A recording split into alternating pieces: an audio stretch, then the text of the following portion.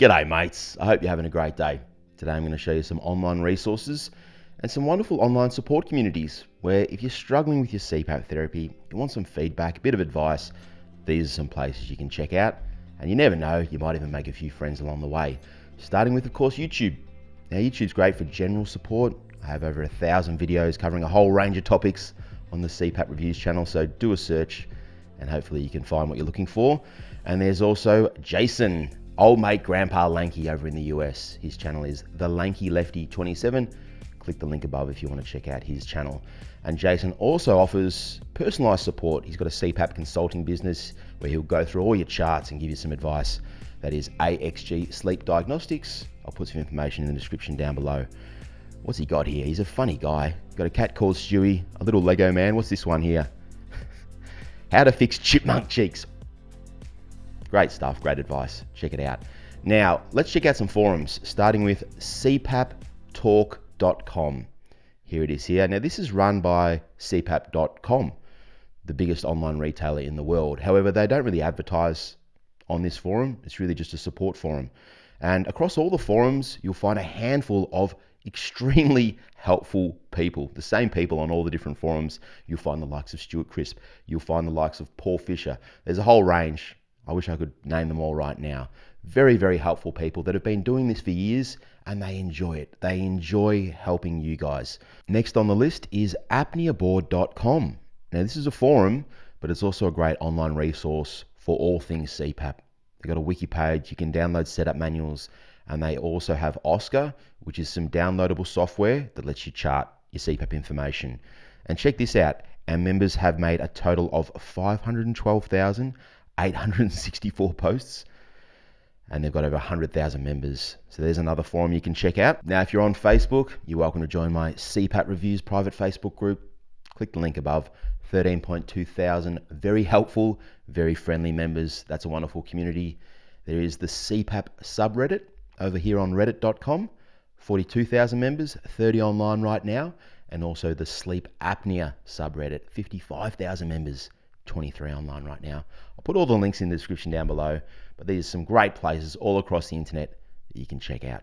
And last but not least, we have the Sleep HQ Pro Community Forum. Now, for those of you that don't know, Sleep HQ is a CPAP tracking and analytics platform. You just pull the SD card out of your device, upload the data to the Sleep HQ cloud, and you can track all your therapy results. And we also have this great forum where you can share your results and get feedback on those results. Now, it is a paid forum. However, you can sign up for a free Sleep HQ account and you get 2 weeks free access. And I want to show you a post here from Leslie only 7 hours ago.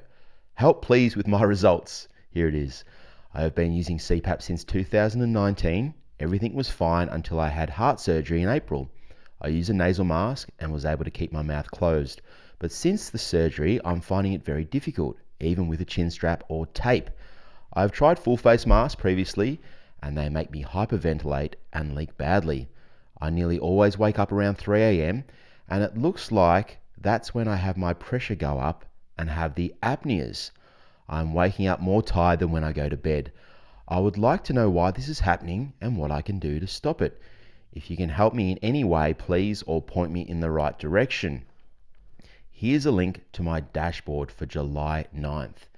And this is one of the powerful features of Sleep HQ. You can create these links to your charts. They're anonymous links, and you can share them on any of these forums, on CPAP Talk, on Apnea Board, on the Facebook group, on the Reddit groups.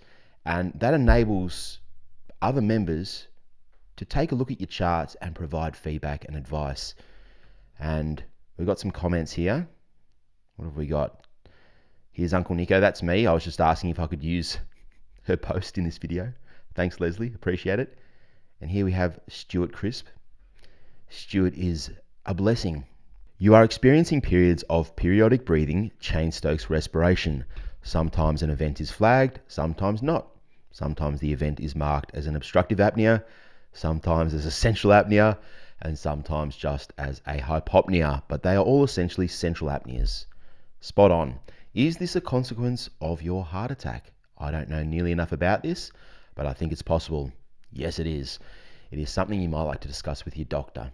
Perfect. So he's alerted her to the fact that she's got Cheyne-Stokes respiration breathing patterns. Go and talk about it with your doctor. Love that. The fact that this does not occur throughout the night suggests the possibility that it is positional.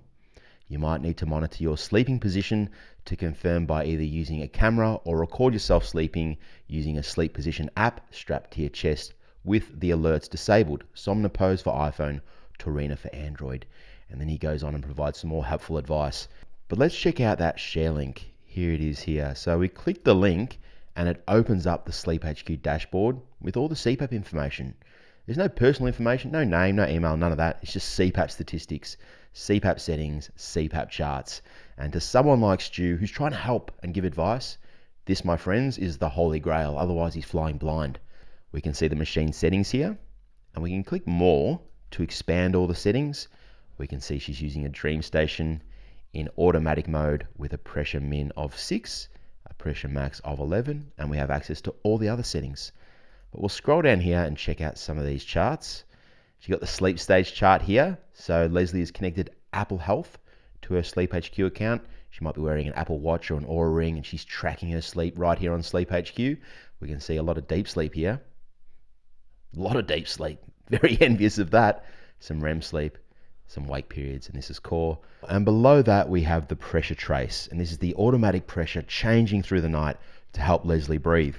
And right now, it's not doing a very good job. Let's zoom in on her breathing and have a look at this Cheyne-Stokes respiration.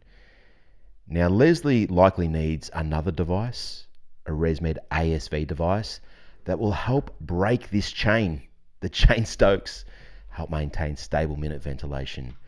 All right, but before that, obviously she can speak with her doctor, maybe try a few other things. But this is textbook Cheyne-Stokes respiration right here, this wavy, waxing and waning pattern. We'll just scroll back, I'll just show you the change. All right, so this is more normal breathing here. And then you can see it change, hey? Easy to see.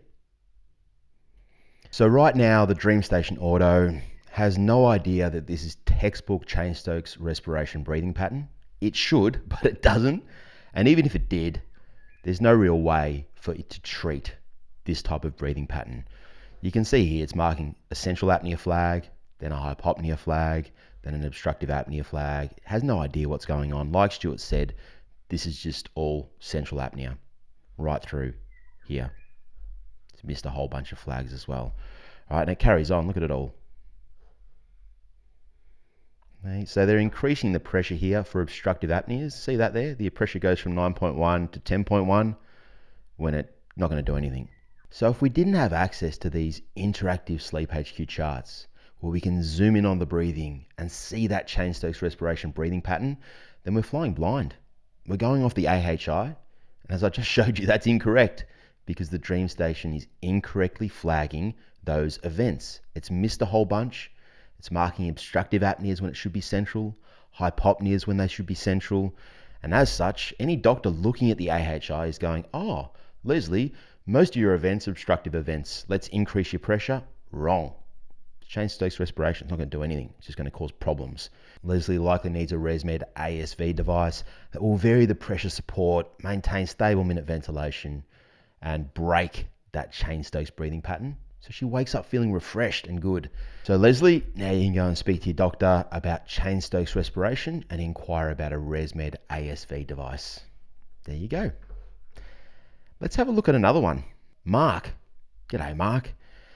Max pressure and EPR adjustments. I am new to the community and very grateful to interact with experienced PAP machine users. I would appreciate an opinion on 2 questions based on using an APAP for 6 weeks.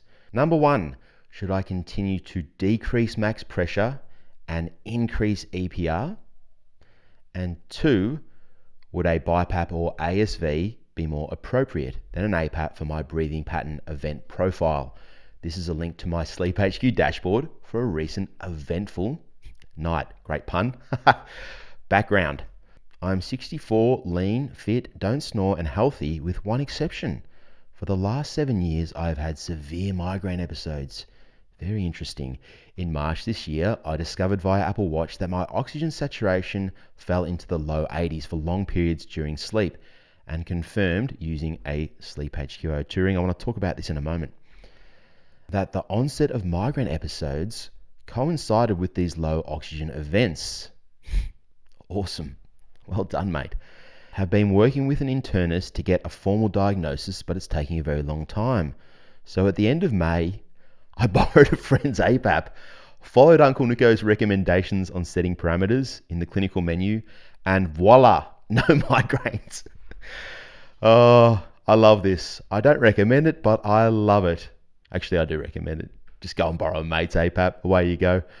I had completely forgotten what it was like to both sleep and not be in constant pain. How good is that? However, I'm not sure how to make adjustments from here since my breathing patterns and apnea event profiles don't seem to match either classic obstructive or central apnea. I also don't want to inadvertently induce central apnea events. Most concerning is that I really don't know what I'm doing, but won't stop using APAP because of the incredible relief it is affording me. I love this post. What a great post. Let's check out the charts. Click the link, Sleep HQ dashboard right here. So I've got sleep stage data again, but it doesn't look right. I mean, you can't be in REM and awake at the same time, clearly. And what this means is Mark has two devices or two apps, maybe an Apple Watch and an Oura Ring, simultaneously writing sleep stage data to Apple Health. If you have two devices, you need to just pick one or the other. So I'm not going to tell you which one to pick. I'd probably go with the Apple Watch if you're using an Apple Watch. Now let's check out what's going on here. So I can see a lot of CA flags here, central apnea flags as marked by his ResMed device, but I'm just going to zoom in here and have a look. Very interesting. Let's see what happened in the lead up. Now what we have here is movement. Quite a lot of movement here. See all of this movement? If we scroll down, we've also got a big jump in the pulse rate. Now what this likely means is Mark actually woke up, and if we go up to the sleep stages here, one of his devices that's writing sleep stage data has correctly marked that he's awake here. I think he's awake. Someone's calling me. It's the old man. Should we answer? Let's do it. Hey, buddy. Hello, champ. How are you, mate? Good. What's doing? I got a mate here who's just been in the hospital. Yeah. Sleep apnea test. Yeah. And he's, what was it? 46 times an hour. 46 times an hour. Stop breathing. 46 times an hour, hey? Yeah. Not bad, eh? Not bad, mate. Yeah. I went in Thursday night and they fitted me. I did all the nose ones and everything, but mine jaw dropped, so I've got a full mask one. Yep. So I've got an appointment at Sleep Apnea Victoria in Wanturna Monday week to get my trial mask and that. So Perfect. You'll be a new man. That's what he said. They reckon I'm mad enough as it is, but they reckon I'll have so much more energy. Oh, you'll have so much more energy, mate. So it'll be good. Yeah. It'll be amazing. You won't know yourself. But I just said he's got to persist with it. Yeah, he will. Yeah, it takes a little bit of time to get into the swing of wearing that mask every night and just breathing with the machine. But once you get into the swing of it, mate, you'll never look back. You'll love it. Yeah. Oh, mate, I can't wait. I can't wait. So I always wake up a bit foggy and I get headaches throughout the night. Yep. I can't wait to get it. I'm really looking forward to it. You wouldn't believe it. I am just doing a video on migraines and sleep apnea. I shit you not. Mate, it's true. Yeah. You would know better than me. Of course. I'm only a patient, but I've actually found the full mask the more comfortable out of all of them, to be honest. Yeah. Try a few out and see what works. Yeah. Is there any machine I should tell them is better for me, or are they all the same? I think CPAP Victoria does stock the Lowenstein gear. This is like German-made stuff. Really good quality gear. So I'll send Dad the information. Oh, mate, you're a legend. Thanks so much. Like when we go to Bundalong, I actually sleep with Carl, so we've got to make it as peaceful for him. We do. Fantastic, mate. Well, All right, mate. Thanks, mate. All right, guys. See ya. What are the chances? I'm going to have to buy a lottery ticket today. That is just unbelievable. What I was about to say was, I think Mark's awake here. A lot of movement, high pulse rate. So all of these central apnea flags are incorrect. One of his sleep trackers got it right. He's awake here. So you can disregard all that central apnea. False flags. Let's have a look at this other section though. Over here. Very eventful night. The obstructive apnea events. Here they are. And there's lots of them. And they're likely during REM. One of your sleep trackers is getting it right. And what we can see here is the pressure trace, it wants to go above 8.4, but it can't. And that's because the pressure max on your device is set to 8.4. So when you have a lot of obstructive apnea events and the pressure keeps bouncing off the roof, it wants to go higher. So you need to increase that pressure max. There is, however, another option. And it's a great tip for the CPAP consultants that might be watching. Sometimes instead of increasing the pressure max, which increases the airflow, increases the velocity, more leaks, more side effects, you can decrease EPR. And it does a similar thing. It provides more pressure during exhalation to stent the airway, support the airway, so you don't end up with the airway collapse, the obstructive apneas. So reducing EPR to 1 is similar to increasing pressure max from 8.4 to 9.4, but without that high flow. All right, there's a little tip for you there. So a couple of options for you, but at the end of the day, what do you need? You need more airway support. You need to push more air into your lungs. And to do that, you can increase the pressure max, or you can decrease EPR, or you can do a combination of both. Try it out, see what works, but you need a little bit more pressure at the end of the day. Now to finish up, I'll show you how you can create your very own share links for free using Sleep HQ. Step 1, sign up for a free Sleep HQ account and you can upload your data. Or should I say data? Some people have been giving me shit because I say data instead of data. I'm sorry guys, I'm an Aussie, that's how I say it. Deal with it. Step 2, once you've uploaded your charts, now this is my information from last night.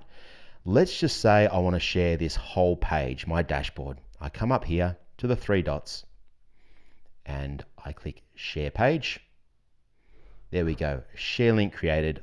I can copy that share link and I can paste it wherever I like, send it in an email to a doctor. I can send it in an SMS to my dad if I want to. You can do whatever you like with them. That's the point. Let's say I scrolled down here and I noticed that my pulse rate went from 79 up to 220.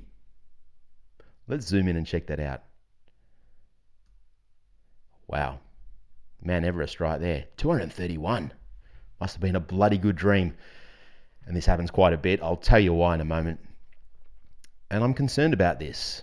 And I want to send this information to a cardiologist. I can come up here again after I've zoomed in, click the 3 dots, click share page, and now I can share zoomed in. Copy. Now I've copied that link. I'll show you what it looks like in a browser. Paste it into a browser, into a post, into an email. There it is. Come down here. There's the pulse rate that we just looked at. And there's Mount Everest. This condition right here is known as holiday heart syndrome. And unfortunately, it's 100% self-inflicted, caused by excessive alcohol consumption. It disrupts the electrical signals in the heart, causes arrhythmia, AFib, irregular heartbeat. So that's the cause. I know it's happening and it's something I need to deal with. But I just wanted to show you that you can share that information. And if you see that in your charts and you drink too much, that's likely what it is. But check this out. Yes, it's cool to be able to share a page or a zoomed in link, but you now have the ability to share your entire history, all your charts, all your devices. Just come up here to share account, give the account level share link a name, Uncle Nico Heart Attack. I shouldn't joke about that, touch wood. Create account share link. Now I can copy this share link and I'll paste it into a browser. And just like before, no personal information, but look, now I can switch devices. I can access the calendar, choose a different day if I want. I can come over here to the trend data, check out the data trends, all the charts, all the information, anonymous. Now let's just say, like before, Stuart's helping out Leslie with some feedback, with some advice, and Leslie provides an account level share link with all her charts. What Stuart can do is he can save a reference. See up here, save a reference to her account level share link, and that will save that share link to Stuart's account for future reference. So instead of hunting through the forum, trying to find where Leslie's post is, he can go into his Sleep HQ account. I'll show you that now and find the link. So we'll call it Leslie Sleep HQ, create saved share link. There we go. You have saved the Leslie Sleep HQ link to your account, which can be managed through the share links page. So we can click the share links page, and here's all the share links. All right, it's over here as well if you want to find it, share links. So these share links here up the top are like my daily view ones, my zoomed in ones. I can delete them at any time. So I have full control over the share links. I can expire them. If I come down here, here are the account share links I've created. So you can create multiple account share links. You might have one for your doctor, maybe one for your dad, whatever, all right? And you can add new ones straight from here as well. You can rename them and you can expire them as well. And you can also choose when to expire them. I want to expire it a week from now. I'll show you that. Edit account share link. Click the calendar here. Choose the date, the time, and you're done. Now if we go back here, down below you can see saved share links, and here's Leslie's share link that we saved before. So I can click that now, opens up the full profile, anonymous. Thanks for watching, mates. Until next time, sleep well, look after your mates, and I'll see you soon. Cheers.